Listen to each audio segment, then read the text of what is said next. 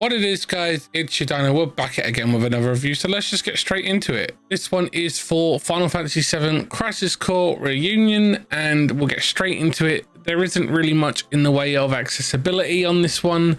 They have very little for you to actually use.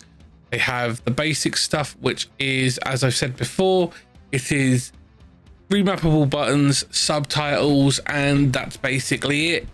Now, don't get me wrong, I didn't expect much on this one because it is a title that has been around for a while, and to expect them to add in additional accessibility features on this one would have been kind of ridiculous, given the fact that this is a game from the UMD portable on the PlayStation Portable, or PlayStation PSP as it was known. And I think that they've done a really good job with bringing the game up to modern standards as much as possible in as many ways as possible.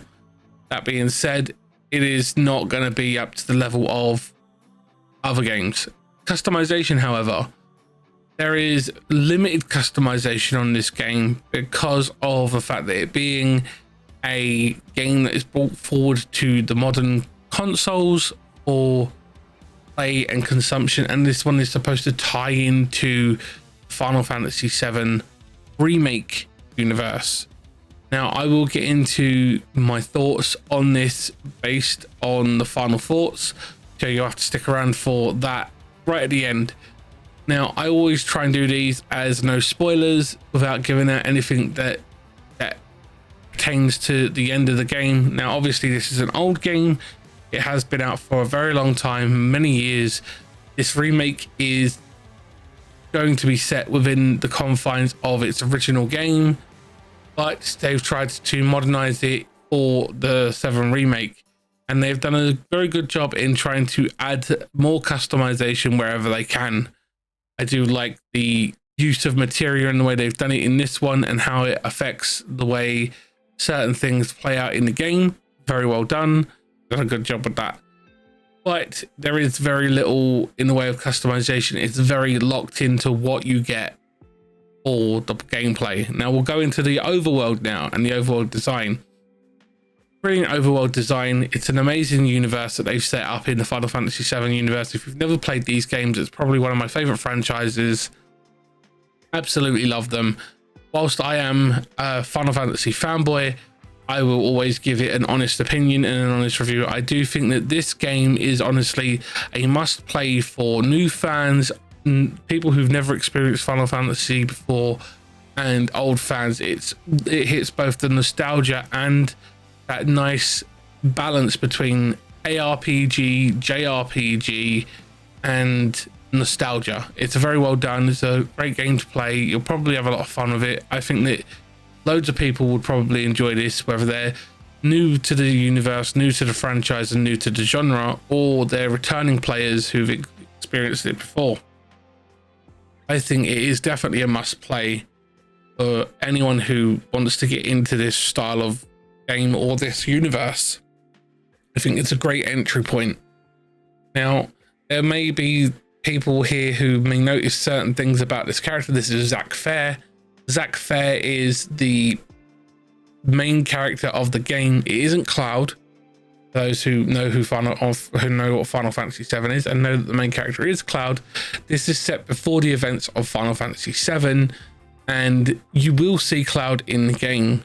It is part of the artwork for the logos and stuff like that. It's also part on my thumbnails. Yes, he is in the game along with Sephiroth and some of the other characters in the game, Angeal, Genesis, Anzac, and members of the Turks, who you will see from Final Fantasy VII Remake. My playthroughs of those have been on the channel before, so you've got those to check out. And don't forget, guys, to go over and hit the Dino Smash button hit that like, and check out all the links down in the description. I really do appreciate all the love and support that you guys give, and thank you for helping us get as far as we have gotten so far in the last year. We're very close to hitting 2,000 subscribers, and I appreciate all of you so very much for that. We work very hard on the long form and the short form just as much as we do on the live content. So there is all 3 types of content on the channel. so you can check those out whenever you want. I will say that the overall design looks just as good as the stuff that they've done in the remake on the PlayStation 5 and on the PC versions. The game plays brilliantly, it's very smooth. I've got both the Xbox version, which was given to me via Square Enix, which was what I streamed. I did do a stream of the PlayStation 5 version, which my partner got me for Christmas. And there is a big difference, in my opinion. The PlayStation 5 version, you have to decide whether you want performance or fidelity, whereas you don't on the Xbox. My final thoughts. I think the game's amazing. I think the story is amazing.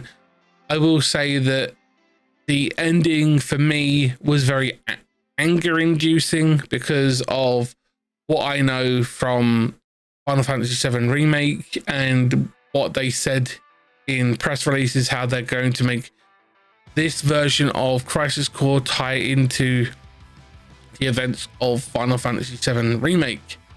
Now, if you haven't played Final Fantasy VII Remake or this, I won't give any spoilers unless you guys ask in the comments or ask me on Twitter or something like that, and I'll probably tell you on there, because I don't want to say about it in the video because I don't want to spoil it for others.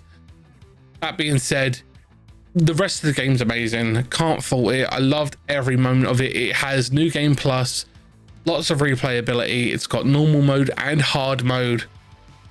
So for you achievement hunters out there who want to get all the achievements, you will have to play through it on both hard and normal if you want to get everything done easily. Start off on normal, level yourself up to the highest level that you can get to, and then go through it on hard, and you'll probably blast through it quite easily.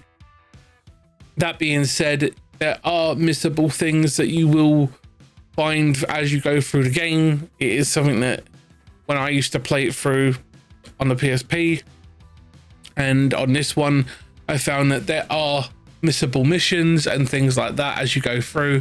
If you are trying to get that full completion, you will have to be careful where you go and what point where you activate things, because you can end up missing stuff.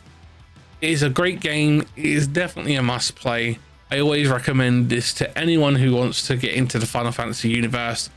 7 is always one that I recommend because it has an amazing story, it's an amazing event, and it's an amazing playthrough that I recommend to any and all people who are interested in the universe. That being said, I feel that the game is very well done, and I recommend that it be played on the Xbox version over the PlayStation version because it just seems to run better. I personally enjoyed both versions a lot, but this is PlayStation 5 gameplay. I wanted to show off the fact that it seems a bit slower. I do have a video where I show off a comparison of both versions of this beginning sequence where you can check it out. Let me know what you guys think on that one. There will be a link to that in the cards. Thank you for watching, guys, and I'll see you in the next one. Bye.